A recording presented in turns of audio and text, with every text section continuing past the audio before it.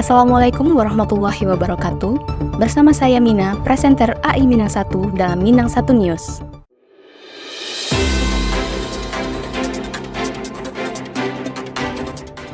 Presiden terpilih Indonesia 2024-2029 yang juga Menteri Pertahanan, Prabowo Subianto mengunjungi Provinsi Sumatera Barat, Kamis 16 Mei 2024. Kedatangan calon orang nomor 1 Indonesia ini dalam rangka menyerahkan bantuan untuk korban banjir bandang atau Galodo di Agam dan Tanah Datar.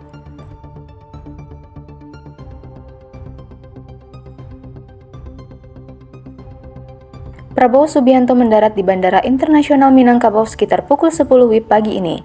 Hadir menyambut kedatangan Prabowo, Kepala BNPB Letjen TNI Suharyanto, Gubernur Sumatera Barat Haji Mahyildi, Bupati Tanah Datar Eka Putra, dan Bupati Agam Haji Andri Warman. Prabowo menyerahkan langsung bantuan secara simbolis untuk langsung didistribusikan ke lokasi-lokasi yang terdampak bencana banjir bandang Sumatera Barat. Bantuan yang diberikan berupa sembako, kebutuhan rumah tangga, balita, dan lain-lain yang dikemas dalam puluhan truk.